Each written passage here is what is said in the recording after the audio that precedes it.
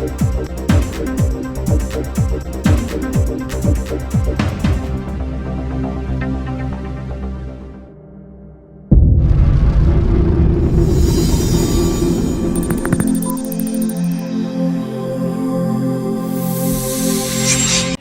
Party జిల్లాలో నీటి ఎన్నికల సందర్భంగా దీంట్లో సాక్షి విలేకరుపై దాడి చేయడం చాలా విచారకరం. మనం ఈ మధ్యకాలం చూస్తుంటే జర్నలిస్టులపై దాడి చేస్తున్నారు. అసలు జర్నలిస్టులు లేకపోతే ఈ ప్రభుత్వాలు కానీ లేకపోతే ప్రజలు కానీ ఎన్ని ఇబ్బందులు పడతారనేది ఒకసారి ఆలోచించాలి.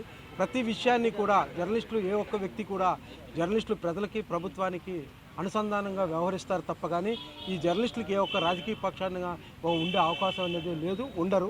దయచేసి జర్నలిస్టుల మీద దాడులు చేసేటప్పుడు మీరు ఆలోచించవలసింది రేపు తెల్లవారి మీకు ఏదైనా జరిగినా ఇదే జర్నలిస్టులకి మీరు పిలిచి మీ తాలూకు బాధ చెప్పుకోవాల్సిన పరిస్థితి ఉంటుంది. కాబట్టి ప్రభుత్వం కూడా రాష్ట్ర వ్యాప్తంగా జర్నలిస్టులపై అటాక్స్ కమిటీ మీద ఒక అధికారికమైన ఒక కమిటీ ఏర్పాటు చేసినట్లయితే నెక్స్ట్ జర్నలిస్టులపై దాడులు ఎవరు చేస్తారో వాళ్ళకి కఠినమైన శిక్ష కానీ ఎక్కడైనా ఒక దగ్గర వేసినట్లయితే ఇలాంటి దాడులు ఇదవుతాయి. ఇలాగే కొనసాగినట్లయితే జర్నలిస్టులు ఇక ఏ ప్రోగ్రామ్కి కూడా వెళ్లకుండా ఉండే పరిస్థితి వస్తుంది. అలాంటప్పుడు మీరు చేస్తున్న అభివృద్ధి కార్యక్రమాలు కానీ మీరు చేస్తున్న ఇతర కార్యక్రమాలకు కూడాను పబ్లిసిటీ లేని పరిస్థితికి వస్తుంది.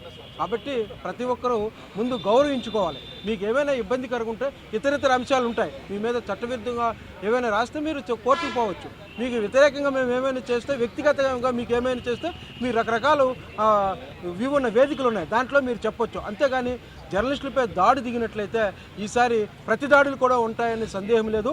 ఇలాగే కొనసాగితే రాష్ట్ర వ్యాప్తంగా జర్నలిస్టుల సంఘాలన్నీ కూడాను అమరావతిలో యొక్క భారీ స్థాయిలో కూడాను ధర్నాలు నిర్వహించడం జరుగుతుంది. దయచేసి జర్నలిస్టులతోని వ్యవహరించేటప్పుడు ఇచ్చిపుచ్చుకునే విధంగా ఒక క్రమశిక్షణగా వ్యవహరించినట్లయితే బాగుంటుంది. లేకపోతే మేము కూడా అదే స్థాయిలో వ్యవహరించవలసి ఉంటుందని విజయనగరం జర్నలిస్టుల తరఫున చెప్పడం జరుగుతుంది. బృందంపై అయితే కొంతమంది టీడీపీ నాయకులు జర్నలిస్టుల తరఫున అయితే తీవ్రంగా ఖండిస్తున్నాము. ఇటువంటి దాడులు ప్రజాస్వామ్యంలో ఖచ్చితంగా అందరూ ఖండించాల్సిందే. ఎందుకంటే మీడియా అనేది ఇప్పుడు ప్రజల గొంతు కాదు, ఎప్పుడు కూడా ప్రజల పక్షం నుండి పోరాడుతుంటుంది. అలాంటి మీడియా పైన అనదెక్కేందుకు ఇటువంటి శక్తులు అనేది కుయుక్తులు అనేది పన్నడం అనేది చాలా దుర్మార్గకరం. ఇప్పటికే చాలా చోట్ల కూడా ఈ మీడియా ప్రతినిధులపై లక్ష్యంగా దాడులు జరుగుతున్నాయి. ఏదైతే ప్రజాస్వామ్యబద్ధంగా జరుగుతున్న నీటి సంఘాల ఎన్నికలను కూడా కవర్ చేసేందుకు వెళ్ళిన వారిపై కూడా ఇటువంటి దాడులు చేయడం అనేది చాలా దారుణంగా చూడాలి. ఇంకా మరిపోతే ఇటువంటి ఘటనలు అంటే నిన్న ఈ మధ్యన కూడా హైదరాబాద్లో ఒక media ప్రతినిధిపై cine actor Mohan Babu దాడి చేయడం కూడా తీవ్రంగా ఖండించాము. ఇదే పరిస్థితులు ఇది ఇంకా మరొక ముందే ఈ సాక్షి బృందంపై దాడి చేయడం అనేది తీవ్రంగా ఖండిస్తున్నాము. ఇటువంటి దాడులు ఎవరికి కూడా శ్రేయస్కరం కాదు. మీడియా ప్రతినిధులుగా ఎవరైతే తమ కర్తవ్యాన్ని చేస్తున్నారో ఇటువంటి వారిపై రాజకీయ ఉద్దేశంతో దాడులు చేయడం అనేది తగదు. ఇటువంటి దాడులను తీవ్రంగా ఖండిస్తూనే ప్రభుత్వం కూడా ఇటువంటి వారిపై కఠిన చర్యలు తీసుకోవాలి. ఒక కఠినమైన చట్టాన్ని జర్నలిస్టుల సంక్షేమం కోసం కానీ వారిపై దాడులు అరికట్టేందుకు ఒక కఠినమైన చట్టాన్ని తీసుకురావాలి. ఇటువంటి చట్టాలు ఉన్నాడే రక్షణగా జర్నలిస్టులపై జర్నలిస్టులకైతే రక్షణ ఉంటుంది. లేని పక్షంలో ఇటువంటి దాడులు ఇంకా పునరావృతం అవుతున్నాయి. భారతదేశంలో కానీ ఇటు తెలుగు రాష్ట్రాల్లో కానీ ఇటీవల కాలంలో అయితే విపరీతమైన దాడులు అయితే జరుగుతున్నాయి జర్నలిస్టుల మీద. ఈ దాడులను అరికట్టకపోతే కనుక రానున్న భవిష్యత్తులో రాజ్యాంగం కానీ ఇటు ప్రజాస్వామ్యం కానీ చాలా చెడు రోజులైతే వచ్చే అవకాశాలు ఉన్నాయి. ఈ నేపథ్యంలో ఎవరైతే ప్రజాస్వామ్యం రక్షిస్తున్న మీడియాపై దాడులు జరగడం అనేది తీవ్రంగా ఖండిస్తున్నాము. మున్ముందు కూడా ఇటువంటి దాడులు జరిగితే ప్రభుత్వం అటువంటి వారిపై కఠిన చర్యలు తీసుకొని ఇటువంటి దాడులు పునరావృతం కాకుండా చట్టపరమైన చర్యలు తీసుకోవాలని అయితే మేము విజయనగరం జర్నలిస్టుల తరఫున అయితే కోరుతున్నాం. సాక్షి రిపోర్టర్పై దాడి చేయడం చాలా దురదృష్టకరం, అన్యాయం కూడా.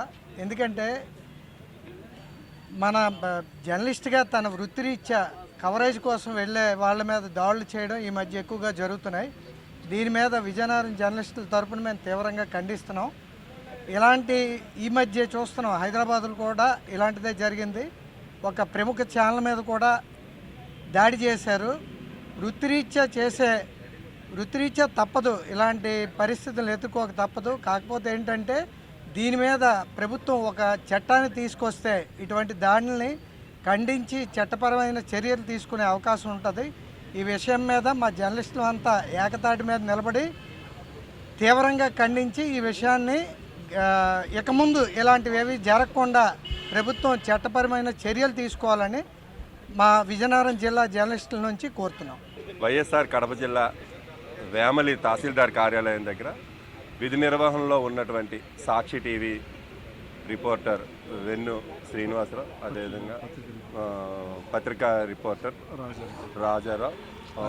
రాజారెడ్డి, వీడియో జర్నలిస్ట్ రాముల పైన విచక్షణారహితంగా 50 మంది టీడీపీకి చెందినటువంటి వాళ్ళంతా కూడా వచ్చి దాడికి పాల్పడ్డారు. ఈ ప్రజాస్వామ్యంలో ఏదైనా అంశాలు ఉన్నట్టయితే పత్రికల్లో రాకుండా తొక్కిపెట్టడం కాదు, పత్రికల్లో వచ్చినటువంటి వార్తలకి ఖండనిచ్చుకునేటువంటి అవకాశం ఉంది. ఆ ఖండన ప్రచురించేటువంటి అవకాశం కూడా మీడియా సంస్థలకు కూడా ఉంది. అందువలన ఎవరైనా మీడియా ప్రతినిధుల మీద దాడికి పాల్పడడం చేసినట్టయితే తీవ్రంగా విజయనగరం జిల్లాలోని జర్నలిస్టు సంఘాల జేఏసీ తీవ్రంగా ఖండిస్తుంది. ముఖ్యంగా ఇకపైన జర్నలిస్టుల పైన ఇట్లాంటి దాడులు జరగకూడదని మొన్న TV9 రిపోర్టర్ పైన మోహన్ బాబు, ఈ రోజున సాక్షి రిపోర్టర్ పైన టీడీపీ వాళ్ళు ఇలా దాడులకు పాల్పడుతూ పోయినట్టయితే విలేకరులకి రక్షణ లేకుండా పోతుంది. ఈ సొసైటీలో జరుగుతున్నటువంటి అవినీతి అక్రమాలు వంటివి కూడా వెలుగు చూడనటువంటి పరిస్థితి అయిపోతుంది. ఇది ఏమాత్రం కూడా ఈ సొసైటీకి శ్రేయస్కరం కాదు. కాబట్టి జర్నలిస్టుల మీద దాడులు జరగకుండా ఉండేందుకు కఠినమైనటువంటి ఇది ఇప్పుడు ఏదైతే మహిళల మీద లేకపోతే SC ST వర్గాల మీద దాడులు జరిగితే వాళ్ళకి ఎట్లాంటి రక్షణ చట్టాలు ఉన్నాయో జర్నలిస్టుల మీద దాడులకు కూడాను ఒక రక్షణ చట్టాన్ని రూపొందించాలని పార్లమెంట్ సభ్యులకి పార్లమెంట్కి కూడాను కోరడం జరుగుతోంది.